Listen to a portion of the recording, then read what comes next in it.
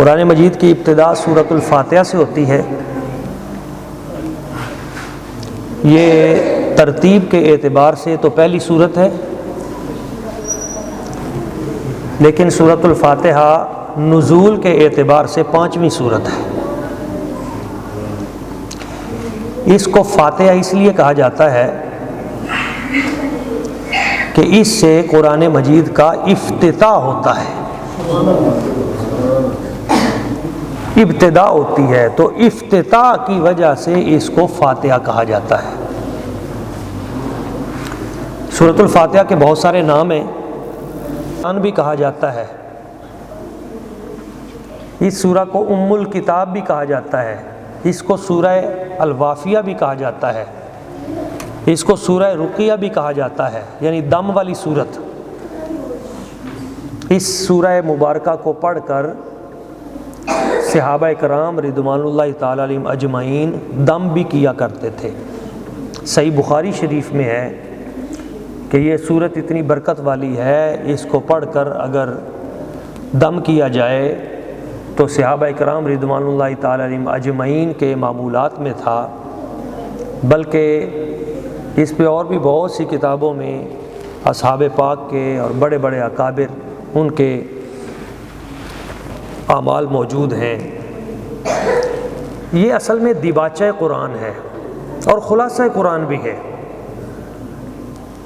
کسی کتاب کا دیباچہ ہوتا ہے نا، جس کے شروع میں اس پوری کتاب کے اندر جو کچھ ہے وہ، تو اسی طرح سورہ الفاتحہ کے اندر پورا قرآن مجید اس میں موجود ہے۔ 114 سورتوں میں جو کچھ ہے اس کا خلاصہ سورۃ الفاتحہ میں ہے۔ یعنی پورے قرآن مجید میں خاص طور پہ جن امور پہ بات کی گئی ہے وہ توحید ہے یا رسالت ہے یا قیامت ہے۔ توحید، رسالت، قیامت۔ اور سورہ فاتحہ وہ ہے جس میں توحید بھی ہے، اس میں رسالت بھی ہے اور اس میں قیامت کا تذکرہ بھی ہے۔ اس طرح ایک اور بڑی خوبصورت بات ہے، پورے قرآن مجید کا جس وقت آپ مطالعہ کرتے ہیں تو اس میں جو پورے قرآن مجید کا مغز اور خلاصہ ہے وہ ایک لفظ میں اگر میں بیان کروں تو وہ محبت ہے۔ اللہ تعالیٰ بار بار اپنے بندوں سے کہتا ہے یوں کرو یوں نہ کرو، تم نے ایسے کرنا ہے، تم نے ایسے نہیں کرنا۔ اس کے پیچھے کیا چیز ہے؟ تم نے شراب کے قریب نہیں جانا، تم نے نشے کے قریب نہیں جانا، تم نے یتیم کے مال کے قریب نہیں جانا، تم نے برائی کے قریب نہیں جانا، تم نے نماز کے قریب جانا ہے، تم نے روزہ رکھنا ہے، تم نے یتیموں کو حق دینا ہے، مسکینوں کو کھانا کھلانا ہے۔ اس ساری بات کے پیچھے کیا ہے؟ محبت ہے کہ اللہ تعالیٰ چاہتا ہے میرے یہ بندے کہیں دوزخ میں نہ چلے جائیں، تو وہ الفت خدا بندی جو ہے وہ اس میں موجود ہے۔ اور یہ سورہ فاتحہ کے اندر بھی ہمیں یہی نظر آتا ہے کہ اے بندو تم نے مانگنا ہے تو کیا مانگو۔ ہمیں تو یہ بھی نہیں پتا کہ ہم نے رب سے مانگنا کیا ہے۔ تو بہت پیاری بات ہے سورۃ الفاتحہ کے اندر کہ تم نے رب سے مانگنا ہے تو اس سے ہدایت مانگو۔ اس سورہ الفاتحہ کے اندر ہمیں ہدایت مانگنے کا طریقہ بتایا گیا ہے، اور طریقہ کیا بتایا گیا ہے کہ جب بھی رب سے کوئی چیز مانگنی ہے تو پہلے اس کی تعریف کرنی ہے۔ الحمدللہ رب العالمین، تمام تعریفیں اللہ تعالیٰ کی، سارے جہانوں کا پالنے والا ہے۔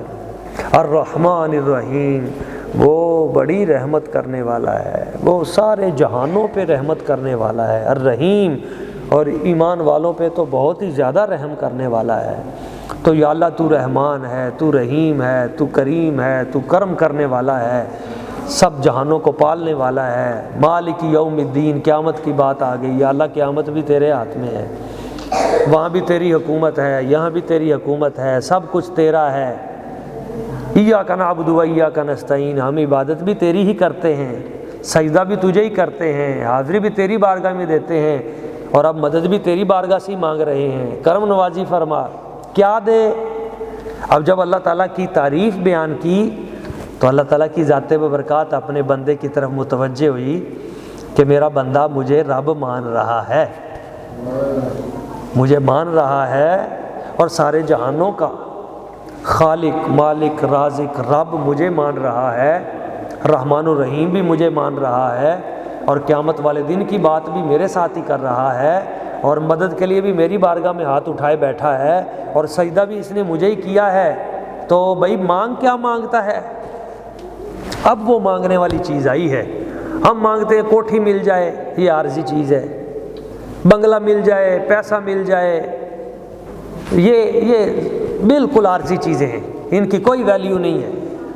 اللہ تعالیٰ فرماتا ہے سارے پورے جہان کو سونے سے بھر دیا جائے، میرے نزدیک مکھی کے پر کے برابر بھی اس کی حیثیت نہیں۔ تو کیا مانگے پھر؟ یا اللہ تجھ سے اہدنا الصراط المستقیم، ہدایت مانگے۔ تو رب سے جب بھی مانگے یا اللہ ہمیں ہدایت عطا فرما، ہمیں صحیح رستہ عطا فرما، صحیح رستے پہ چلنے کی توفیق عطا فرما۔ اچھا وہ صحیح رستہ ہے کون سا؟ تو اس میں نبوت اور رسالت کی بات بھی آئی، کہا صحیح رستہ صراط الذین انعمت علیہم، یا اللہ ان لوگوں کے رستے پہ چلا جن پہ تیرا انعام ہے، انعام یافتہ لوگوں کے رستے پہ چلا، جو تیرے مقرب بندے ہیں نا، نیک متقی۔ کون کون سے ہیں؟ فَأُولَٰئِكَ مَعَ الَّذِينَ أَنْعَمَ اللَّهُ عَلَيْهِم مِّنَ النَّبِيِّينَ وَالصِّدِّيقِينَ وَالشُّهَدَاءِ وَالصَّالِحِينَ، وہ انعام یافتہ لوگوں کا گروہ ہے، من النبیین انبیاء ہیں، والصدیقین صدیق ہیں، والشہداء اور شہید ہیں، والصالحین اور اولیاء ہیں، صالحین ہیں، نیک ہیں۔ تو یا اللہ ہمیں ان کے ٹریک پہ چلا، غیر المغضوب علیہم ولا الضالین، یا اللہ ہمیں ان لوگوں کے رستے پہ نہ چلانا جن پہ تیرا غضب ہوا ہے، اور جو گمراہ لوگ ہیں ہمیں ان کے رستے پہ نہ چلانا۔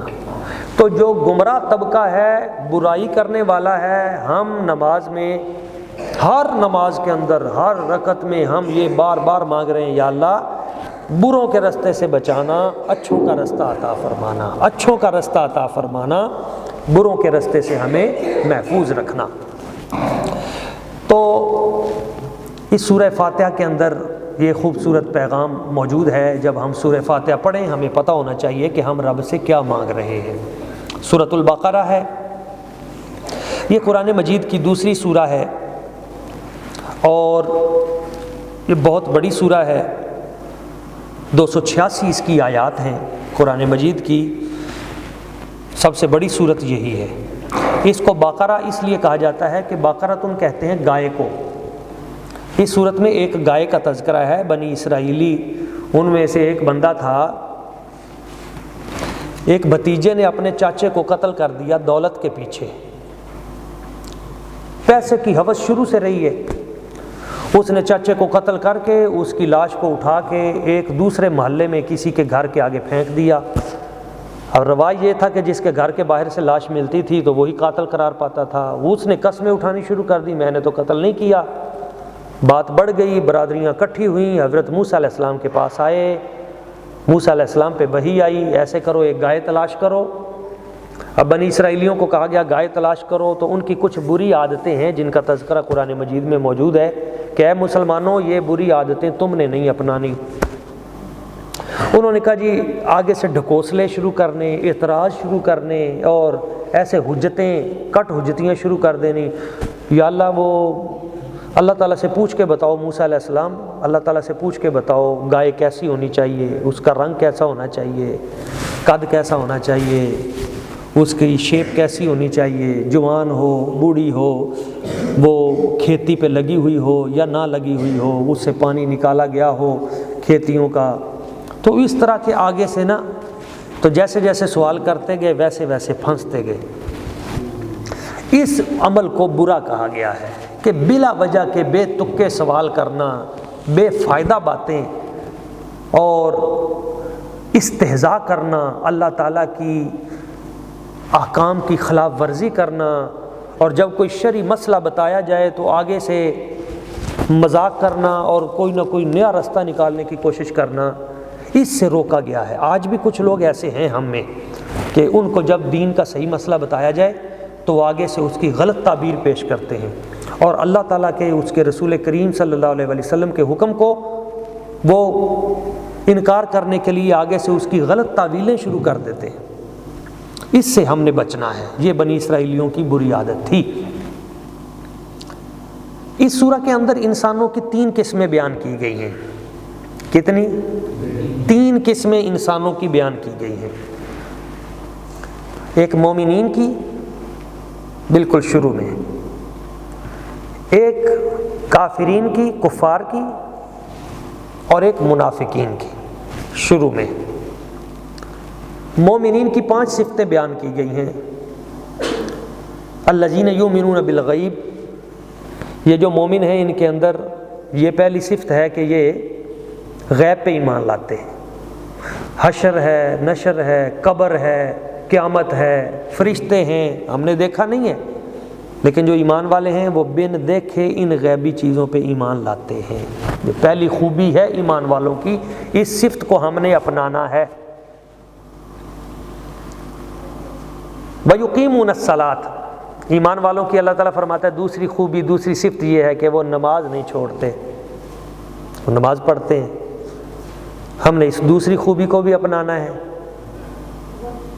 وَمِمَّا رَزَقْنَاهُمْ يُنْفِقُونَ، اور تیسری خوبی ایمان والوں کی یہ ہے کہ وہ ہمارے دیے ہوئے رزق میں سے خرچ کرتے ہیں۔ ينفقون، انفاق، انفاق فی سبیل اللہ، اللہ کی راہ میں خرچ کرنے کو کہتے ہیں۔ تو اللہ کا بندہ وہ ہے، مومن وہ ہے، رب اس کو کوئی چیز عطا کرے تو وہ اپنی جیب میں نہ رکھے، جمع کر کر کے اپنے بینک کو نہ بڑھاتا رہے، بلکہ اللہ کی مخلوق میں اس کو تقسیم کرتا رہے، خرچ کرتا رہے، مخلوق خدا کی خدمت کرتا رہے، نیکی کے کاموں پہ صرف کرتا رہے۔ چوتھی صفت ایمان والوں کی یہ بیان کی گئی ہے، والذین یؤمنون بما انزل الیک وما انزل من قبلک، کہ نبی پاک پہ جو نازل ہوا ہے صلی اللہ علیہ وسلم اور حضور سے پہلے نبیوں پہ جو نازل ہوا ہے، یعنی پہلی کتابیں، آسمانی کتابیں، ان پہ ایمان رکھتے ہیں۔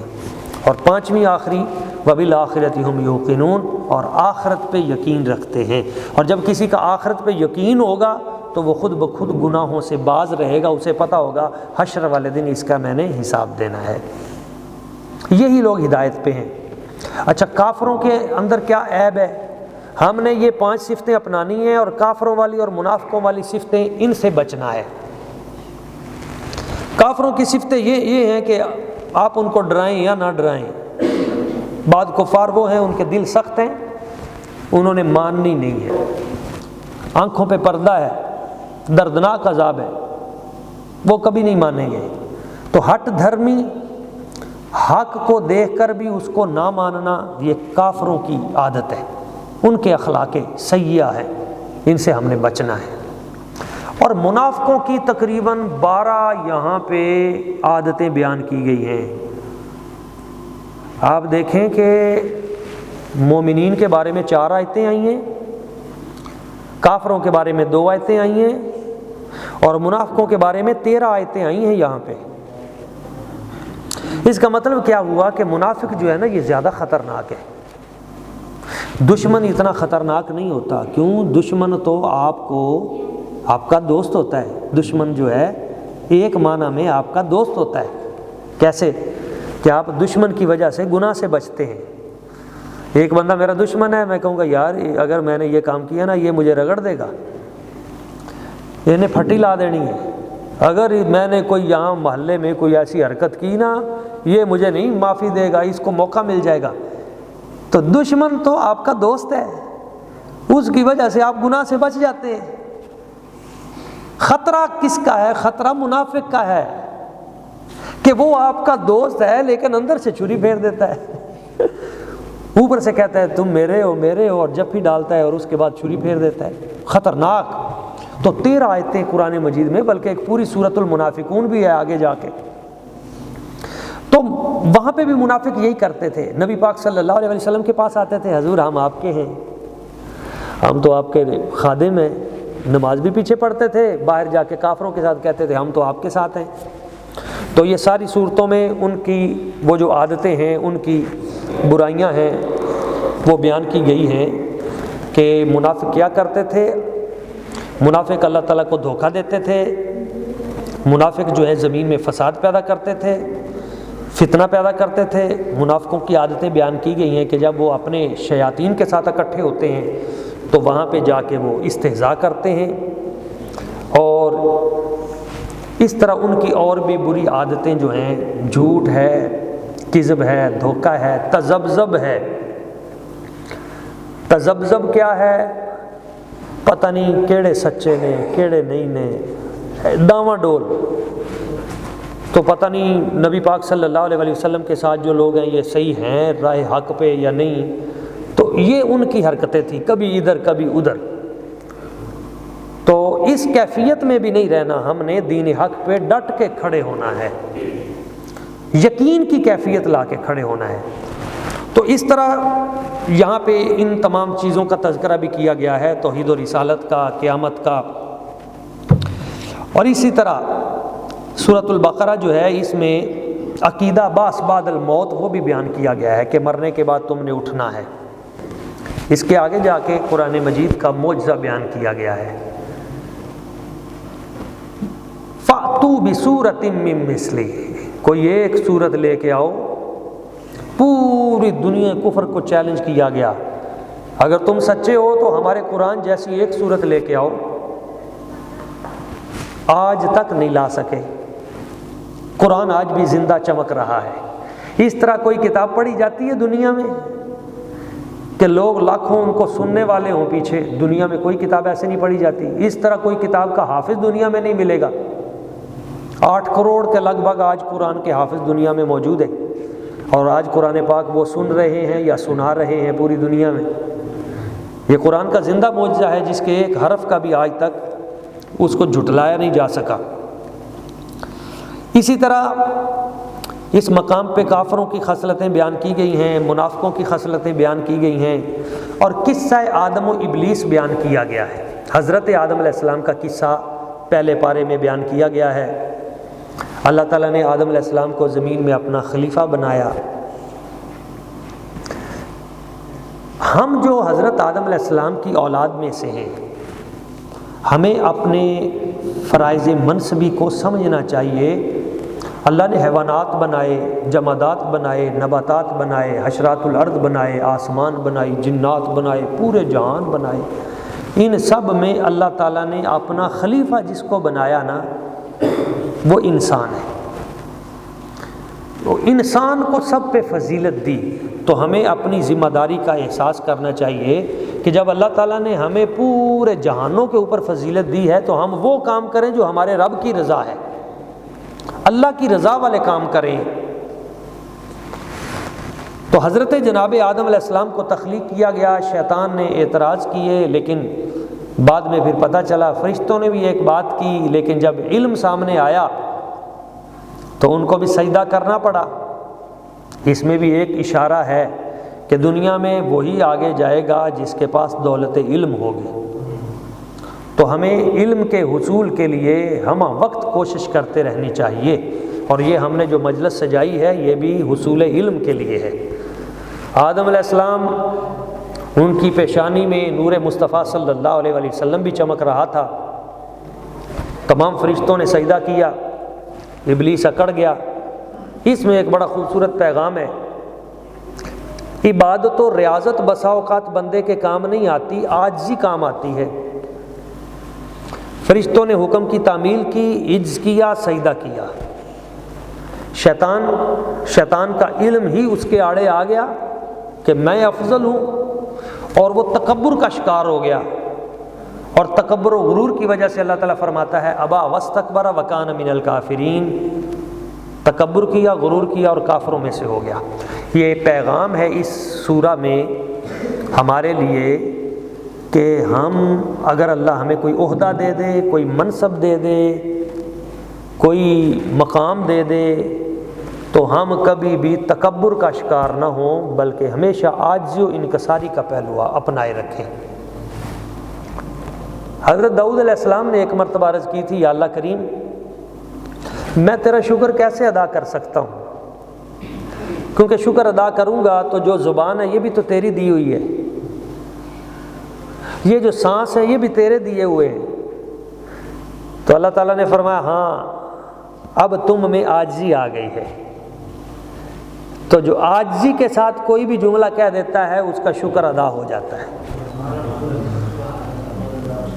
تو حضرت آدم علیہ السلام کی ذات ببرکات، آپ کا واقعہ بھی قرآن مجید میں موجود ہے۔ جنت کے اندر جب ایک درخت سے روکا گیا اور آپ اس کے قریب چلے گئے تو اس کے فوری بعد جنت سے آپ کو دنیا میں بھیج دیا گیا۔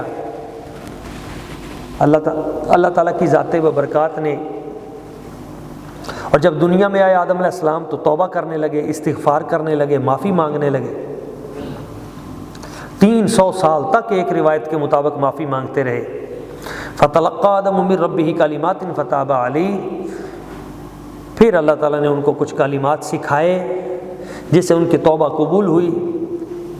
اب جو بات میں عرض کرنا چاہتا ہوں وہ یہ، شیطان کو جب کہا گیا نا کہ تم نے سجدہ کیوں نہیں کیا، وہ آگے سے اکڑ گیا۔ آدم علیہ السلام سے جب کہا گیا کہ تمہیں روکا گیا تھا یہ درخت اس کو کھانے کو، پھر کیوں کھایا، تو آدم علیہ السلام نے آگے سے دلیل پیش نہیں کی، بلکہ کیا کہا، یا اللہ مجھے معافی دے دے۔ اللہ کریم نے فرمایا تم نے معافی مانگی، چلو ہم نے تمہیں معاف کر دیا۔ شیطان نے آگے سے دلیلیں دینی شروع کر دی۔ اس میں ہمارے لیے ایک بڑا سبق ہے کہ غلطی کوتاہی ہم سے کبھی ہو جائے، ہم آگے سے اپنی غلطی کوتاہی کو ڈیفینڈ نہ کرنا شروع کر دیں، اس پہ دلائل نہ دینا شروع کر دیں کہ مجھ سے یہ ہوئی ہے تو آگے سے یہ دلیل ہے اس سے بھی ہوئی ہے، نہیں، بلکہ کیا کریں، ہم معافی مانگیں، توبہ کریں، استغفار کریں۔ یہ نیکوں کا طریقہ ہے، اور آگے سے دلیل پیش کر کے اپنی غلطی پہ ڈٹ جانا یہ شیطان کا طریقہ ہے۔ الانسان مرکب من الخطا والنسیان، انسان سے خطا، نسیان، ہم گناہ گار ہیں، میں اپنی بات کر رہا ہوں، ممکن ہے ہوگا، مگر اس مرحلے میں جب غلطی کوتاہی ہو تو کرنا کیا ہے، وہاں آگے سے جسٹیفائی نہیں کرنا، وہاں آگے سے عاجزی اختیار کرنی اور توبہ کرنی اور سیدھی سیدھی معافی مانگنی ہے، یہی اس میں سبق ہے۔ اور دوسرا، دو چیزیں رہ گئیں۔ تذکرہ یہود، قرآن مجید کے پہلے پارے میں سب سے زیادہ تفصیل سے اللہ تعالیٰ نے جس قوم سے ہمیں ڈرایا ہے کہ ان کی گندی عادتیں نہ تم اپنانا، ان والی برائیاں تم نہ کرنا، وہ قصہ یہود ہے، وہ قوم یہود کے واقعات ہیں کہ تم اے مسلمانوں یہودیوں والی حرکتیں نہ شروع کر دینا۔ یہودیوں پہ اللہ تعالیٰ نے بڑے بڑے انعام کیے، اللہ تعالیٰ نے بیان کیا ہے، میں نے یہودیوں پہ یہ انعام کیا، میں نے انبیاء ان میں مبعوث کیے، صالحین ان میں مبعوث کیے، اپنی کتابیں ان میں بھیجیں، ان کے اوپر میں نے موسم گرما میں ان کے اوپر ٹھنڈے بادلوں کا سایہ کر دیا، میں نے جب وہ بھوکے تھے صحرا میں آسمانوں سے من و سلوہ ان کے لیے اتارا، پکے پکائے بٹیر ان کے لیے اتر جاتے تھے، شکر ان کے لیے اتر جاتی تھی، ان کے لیے میں نے پتھر سے 12 چشمے جاری کر دیے، بہت بڑی بڑی نعمتیں اللہ تعالیٰ نے بنی اسرائیل پہ، لیکن کیا کیا انہوں نے کفران نعمت کیا، یعنی اللہ کی نعمتوں کا انکار کیا، آگے سے کہا یہ کون سی بات ہے، ہم ہیں ہی بڑے اچھے، ہم بڑے قابل ہیں، اور آگے سے اللہ تعالیٰ کی ذات ببرکات اور اللہ کے نبیوں کا مذاق اڑانا شروع کر دیا، جہاد سے بھاگ گئے، سستی پیدا کر لی، اللہ تعالیٰ نے اتنی اعلیٰ خوراک عطا کی تو آگے سے کہنے لگے یہ نہیں چاہیے، ہمیں تو سبزی چاہیے، ہمیں تو گنڈے چاہیے، ہمیں تو فلاں چیز چاہیے، یعنی اعلیٰ چیزیں چھوڑ کے ادنا کے پیچھے بھاگ پڑے، نبیوں کو شہید کرنا شروع کر دیا، قتل کرنا شروع کر دیا۔ اللہ تعالیٰ نے فرمایا تم اس شہر میں جاؤ تو عاجزی کے ساتھ جانا، سر جھکا کے، وہ وہاں پہنچے تو رجز پڑھتے ہوئے آکڑ کے داخل ہوئے، تو وہ تمام برائیاں حق کو چھپانے لگے، ختم نبوت نبی پاک کے منکر ہو گئے۔ قرآن مجید میں اسی پہلے پارے میں کہ جب نبی پاک صلی اللہ علیہ وسلم تشریف لائے تو اللہ تعالیٰ فرماتا ہے یہ وہی نبی ہیں وَكَانُوا مِن قَبْلُ يَسْتَفْتِحُونَ عَلَى الَّذِينَ كَفَرُوا، یہ پہلے پارے میں ابھی قاری صاحب نے پڑھا ہے۔ اے یہودیوں، یہ جو نبی پاک آئے ہیں یہ وہی ہیں جن کے یستفتحون علی الذین کفروا، کافروں پہ ان کے وسیلے سے تم فتح پایا کرتے تھے۔ فلما جاءہم، اب جب وہ آگے ہیں، ما عرفوا کفروا بھی، اب تم پہچانتے ہی نہیں، اب انکار کر دیں۔ فلعنۃ اللہ علی الکافرین، تو ایسے لوگوں پہ اللہ کی لعنت ہے۔ تو اب دیکھیں کہ وہ پہلے نبی پاک کے وسیلے سے فتح بھی حاصل کیا کرتے تھے اور اللہ تعالیٰ ان کو فتح عطا کر دیا کرتا تھا۔ اس سے یہ بھی پتہ چلا کہ نبی پاک صلی اللہ علیہ وسلم کا وسیلہ پیش کرنا یہ تو پہلے دور میں بھی رہا ہے، اور اللہ تعالیٰ ان کو یہودی ہونے کے باوجود جب وہ نبی پاک کا وسیلہ پیش کرتے تھے تو اللہ تعالیٰ ان پہ کرم فرما دیتا تھا۔ یہ صحیح بخاری صحیح مسلم کی حدیث بھی ہے اور یہ قرآن کی آیت بھی ہے۔ لیکن جب حضور آ گئے تو انکار کر دیا، یہ کفران نعمت تھا۔ تمسخر اڑاتے تھے، بے صبری کرتے تھے، ہرس اور طمع ان کے اندر بہت زیادہ تھی، لالچی ہو گئے تھے، عاجزی کے برائے تکبر کرتے تھے، بد عہدی کرتے تھے، وعدہ کر کے توڑتے تھے، دل ان کے سخت ہو گئے تھے، کلام الہی میں تحریف کرتے تھے۔ یعنی ان کے بڑے بڑے جو پادری ہوتے تھے، بڑے بڑے، جب کوئی تگڑا بندہ آتا تو اس کے لیے مسئلے میں گنجائش نکال دیتے، جب کوئی کمزور بندہ آتا اس کو رگڑ دیتے۔ تو یہ اس طرح وہ تحریف کرتے تھے، مادی زندگی سے پیار کرتے تھے، اور جو مقرب فرشتے تھے حضرت جبریل امین، حضرت میکائیل، ان سے بیزار تھے، جادو ٹونے کے بڑے شوقین تھے، میاں بیوی میں طلاق کے لیے وہ جادو کرواتے تھے۔ یعلمون الناس السحر، قرآن مجید اسی جگہ پہ پہلے پارے میں۔ تو اس طرح کی لڑائی ہو جائے آپس میں، خود کو جنت کا ٹھیکیدار سمجھتے تھے اور پوری دنیا کے لوگوں کو اپنا غلام سمجھتے تھے۔ تو یہ وہ برے اخلاق تھے ان کے، جن کی کا تھوڑا سا آئینہ آپ کے سامنے پیش کیا ہے اس پہلے پارے کی روشنی میں، کہ ان کے اندر یہ بری بری صفتیں تھیں، برے اخلاق تھے۔ تو اللہ کریم نے فرمایا پہلے پارے میں ہمیں کہ یہ یہودیوں والے برے اخلاق تم نے نہیں اپنانے، تم نے نبیوں والے اچھے اخلاق اپنانے ہیں، یہ ہمیں سمجھایا گیا ہے۔ اور ان نبیوں میں پھر کس نبی کا تذکرہ ہے آخر میں؟ آخری جو 2-3 رکوع ہیں پہلے پارے کے، ان میں حضرت ابراہیم علیہ السلام کا۔ آپ مہمان نواز ہیں، مہمان آتا ہے تو پہلے آپ اس کے لیے بچڑا ذبح کرتے ہیں، پہلے کھانا رکھتے ہیں سامنے، پھر بات شروع کرتے ہیں۔